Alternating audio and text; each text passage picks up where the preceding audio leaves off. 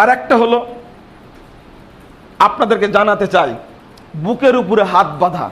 দেখেন, জাল হাদিসের কবলে রাসূলুল্লাহ সাল্লাত, এই কথাটা তো এমনি শিরোনামটা দেইনি, খুব দুঃখিত হয়ে, মানে অধিকৃত মূল সুন্নাতগুলো খতম করা হয়েছে জাল হাদিস দ্বারা। তার মধ্যে বুকের উপরে হাত বাঁধা, জালিয়াতি কাকে বলে?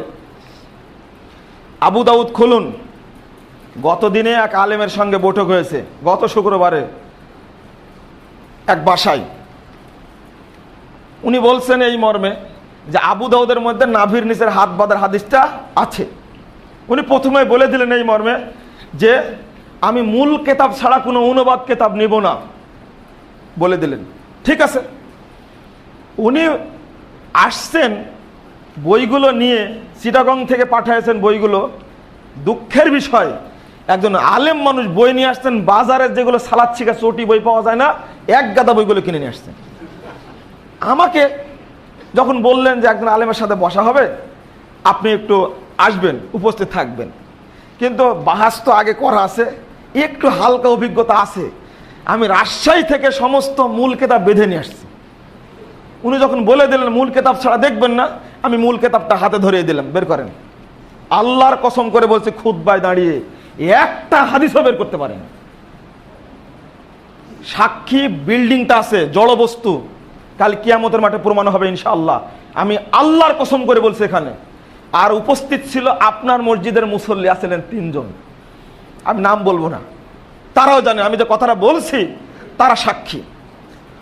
দুঃখের বিষয়, উনি বললেন যে তাহতা সূরাতে নাভির নিচে হাত বাঁধার হাদিস আবু দাউদে আছে, আমিও জানি আবু দাউদে আছে।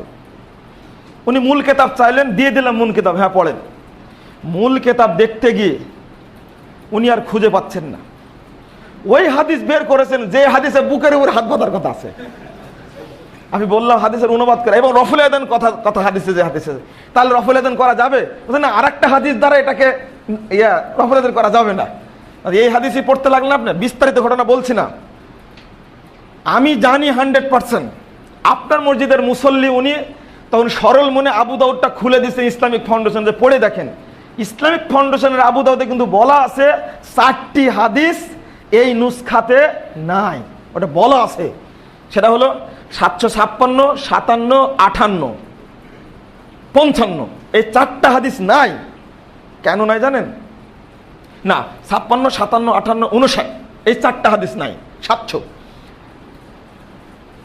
নাই, এটা কিন্তু জানেন না। সারাদিন যদি খুঁজতে থাকে আবু দাউদের মধ্যে, ওই 4টা হাদিস পাবে না, কারণ তুলে দেওয়া হয়েছে আগে। কেন তুলে দেওয়া হয়েছে? আবু দাউদের প্রথম 3টি হাদিস নাভির নিচে হাত বাঁধার, আর শেষ হাদিসটি হলো বুকের উপরে হাত বাঁধার। এখন এই 4টা হাদিসই উপমহাদেশের আবু দাউদ থেকে তুলে দেওয়া হয়েছে, নাই। কেন? 3টি হাদিসকে ইমাম আবু দাউদ নিজেই জয়ীফ বলেছেন, কিন্তু বুকের উপরে হাত বাঁধার হাদিসটাকে আর তিনি কোনো মন্তব্য করেননি, অর্থাৎ সহিহ তার কাছে, আর 3টে হাদিস জয়ীফ। এখন ছাত্ররা পড়তে গেলে তো বুঝতে পারবে, সেই 275 হিজরিতে মারা গেছেন ইমাম আবু দাউদ রাহিমাহুল্লাহ, সেই যুগেই হাদিসকে জয়ীফ বলে গেছেন। তবে ইসলামিক ফাউন্ডেশনকে ধন্যবাদ জানাই, ইসলামিক ফাউন্ডেশনরা কাজ করেছেন, সেটা হলো ওই কথাটা বলে দিয়েছেন নিচে যে এই 4টা হাদিস এই নুসখাতে নাই, বলে দিয়েছেন। কেন তুলে দেওয়া হলো? কি অপরাধ করলো?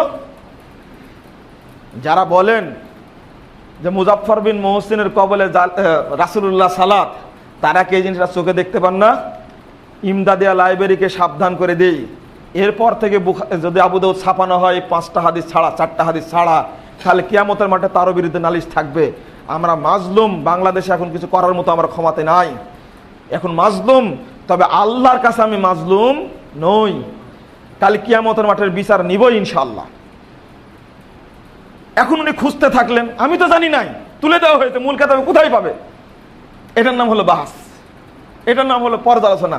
পরে মাগরিবের পরে আমি ওনাকে বললাম যে আপনি কোনোদিন খুঁজে পাবেন না, ওটা আগেই খতম করে দেওয়া হয়েছে। বলছে এটা তো জানি না। আপনি জানলেন না কেন? জানবে কোথায় থেকে? উপমহাদেশের কোনো ছাত্র শিক্ষক জানে না এটা, এত বড় সর্বনাশ করা হয়েছে। এক